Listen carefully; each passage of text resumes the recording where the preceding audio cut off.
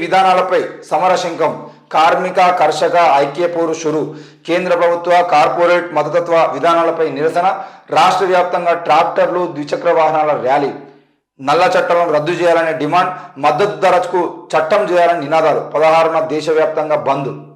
కార్మికులు కర్షకులు ఐక్యపోరుకు సమరశంఖం పూరించారు కేంద్రంలోని బీజేపీ ప్రభుత్వ ప్రజా వ్యతిరేక విధానాలపై నిరసన గలం విప్పారు సంయుక్త కిసాన్ మోర్చా అఖిల భారత కార్మిక సంఘాల సమన్వయ కమిటీ సంయుక్త పిలుపు మేరకు రాష్ట్ర వ్యాప్తంగా శుక్రవారం ట్రాక్టర్లు ద్విచక్ర వాహనాలు ఆటోలతో ర్యాలీలు చేపట్టారు పెద్ద ఎత్తున రైతులు వ్యవసాయ కూలీలు కార్మికులు పాల్గొన్నారు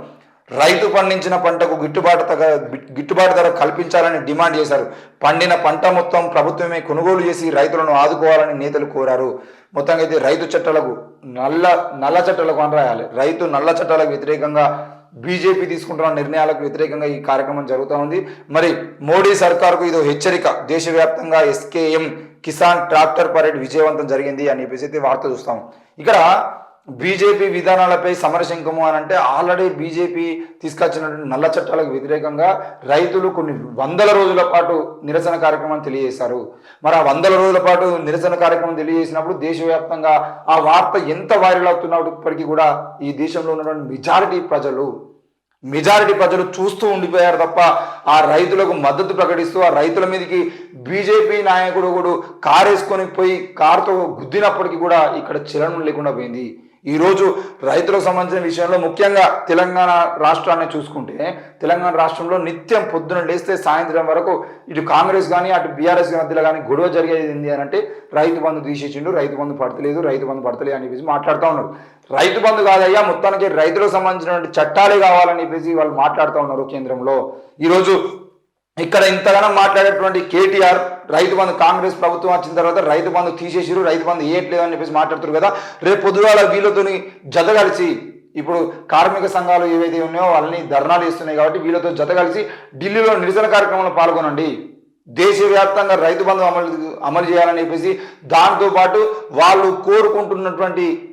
ఏదైతే మద్దతు ధర ఉందో ఆ మద్దతు ధర కోసం చట్టం చేయాలని చెప్పేసి మీరు కానీ మీ నాయకుడు కానీ కేసీఆర్ కానీ మీరు పోయి ఢిల్లీలో ధర్నా చేయండి ఈరోజు మహిళా బిల్లు కోసం కవిత గారు ఏ విధంగా ధర్నా చేశారో రైతుల కోసం రైతులు ఇప్పుడు ఈ ఎస్కేఎం వాళ్ళు ఏ విధంగా అయితే మాట్లాడుతున్నారో కిసాన్ మోర్చా వాళ్ళు ఆ కిసాన్ మోర్చా వాళ్ళకి పూర్తి మద్దతు మీరు ప్రకటించండి ఆ మద్దతు ప్రకటించి వాళ్ళు కోరుతున్నటువంటి న్యాయపరమైనటువంటి ఏవైతే అంశాలు ఉన్నాయో వాటికి సంబంధించిన విషయంలో మా మద్దతు ప్రకటిస్తున్నాం అని చెప్పి చెప్పండి ఈరోజు రైతు బంధు అనేది ఇక్కడ తెలంగాణకు సంబంధించిన విషయంలో రైతు బంధు అనేది కేవలం భూస్వాములకు పెట్టుబడిగా ఉపయోగపడింది తప్ప అది రైతులకు ఉపయోగపడలేదు రైతులు ఏం కోరుకుంటున్నారు మరి దేశవ్యాప్తంగా ఈరోజు నిరసన తెలుపుతున్న రైతులు ఏం కోరుకుంటున్నారంటే కేవలం మాకు మద్దతు ధర కావాలి మళ్ళీ రెండవది మేము పండించిన పంట మొత్తాన్ని కూడా ప్రభుత్వమే కొనుగోలు చేయాలి అనేది వాళ్ళ డిమాండ్ ఈ డిమాండ్ కనుక ఏ ప్రభుత్వం అయితే ప్రకటించి ఏ ప్రభుత్వం అయితే ఆ ప్రకటన చేసిన తర్వాత పాటిస్తుందో అది రైతు ప్రభుత్వము ఈరోజు మీరు ఏంటిది రైతు బంధు పేరుతో లక్షల కోట్ల రూపాయలను మీరు రైతులకు ఇచ్చినా కూడా అది రైతులకు ఇచ్చినట్టు కాదు కేవలం భూస్వాముల చేతిలో మాత్రమే పెట్టినట్లు 100 ఎకరాలు 1000 ఎకరాలు ఉన్నటువంటి వ్యక్తులకు కూడా మీరు రైతు బంధు ఇస్తే 1000 ఎకరాలు ఈరోజు కేసీఆర్ ఫామ్ హౌస్ ఉన్నటువంటి 100 ఎకరాల భూమికి ఈరోజు ఆయనకు రైతు బంధు వస్తూ ఉంది కానీ వ్యవసాయం చేసేది మాత్రం అక్కడ ఉన్నటువంటి కూలీలే మరి ఆ కూలీలకు రైతు బంధు వల్ల ఉపయోగం ఏమున్నది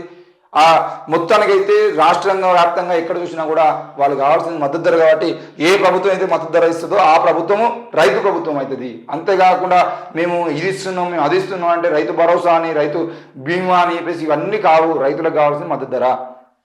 అవసరమైతే కౌలు రైతులకు కూడా ఏదో ఒకటి న్యాయం చేయాల్సిన అవసరం కూడా ప్రభుత్వాల మీద ఉంటుంది ఆ విషయాన్ని మాట్లాడిన ప్రభుత్వాలే రైతు ప్రభుత్వాలు అనే విషయాన్ని మరొకసారి గుర్తు చేస్తూ